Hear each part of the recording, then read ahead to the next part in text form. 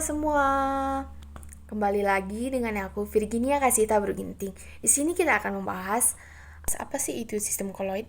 Jadi teman-teman, sistem koloid adalah suatu bentuk campuran yang keadaannya terletak antara larutan dan suspensi atau campuran kasar. Jadi teman-teman, sistem koloid itu sangat berkaitan dengan kehidupan kita sehari-hari nih. Contohnya itu cairan tubuh seperti darah adalah sistem koloid. Bahan makanan seperti susu, keju, nasi, dan roti adalah sistem koloid. Dan catatan yang lainnya, berbagai jenis obat seperti bahan kosmetik, tanah pertanian juga merupakan sistem koloid. Koloid adalah suatu sistem campuran stabil, yang artinya itu seolah-olah stabil, tapi akan memisah setelah waktu tertentu. Koloid berbeda dengan larutan. Larutan bersifat stabil. Selanjutnya kita akan membahas apa sih itu larutan, sistem koloid, dan suspensi kasar. Yang pertama itu kita akan membahas larutan. Ciri-ciri larutan itu ultra. Yang kedua, semua partikel berdimensi panjang atau lebar atau lebih besar dari 1 nanometer. Satu fase, stabil, tidak dapat disaring, dan bersifat homogen. Tak dapat dibedakan walaupun menggunakan mikroskop. Contoh larutan gula, sirup, garam, dan lain-lain. Yang kedua itu ada koloid. Ciri-ciri koloid secara makroskopis bersifat homogen, tetapi heterogen jika diamati dengan mikroskop ultra. Yang kedua, partikel berdimensi antara 1 nanometer sampai 100 nanometer.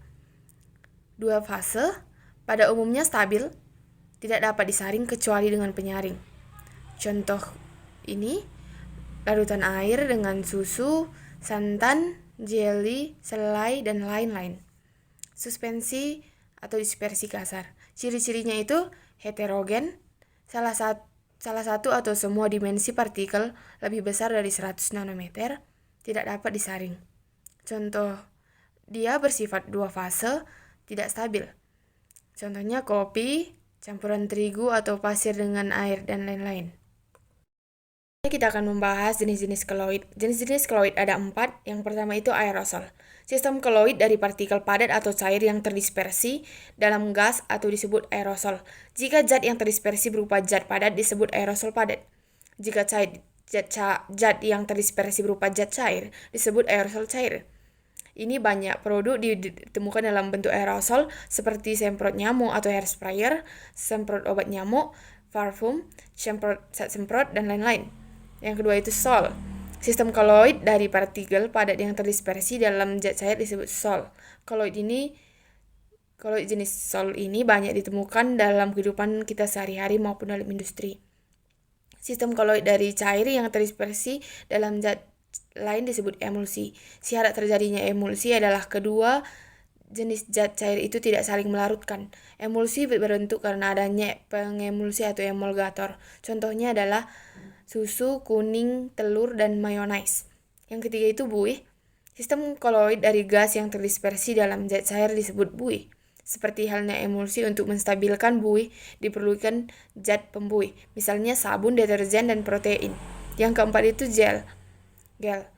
Koloid yang setengah kaku antara padat dan cair disebut gel. Contoh agar-agar, lem kanji, selai, gelatin, sabun, dan gel silika. Gel dapat dibentuk dari suatu sol yang zat terdispersinya mengabsorpsi medium dispersinya sehingga terjadi koloid yang agak padat. Selanjutnya kita akan membahas sifat koloid. Sifat koloid itu ada yang pertama efek Tyndall. Efek Tyndall adalah penghamburan cahaya oleh larutan koloid.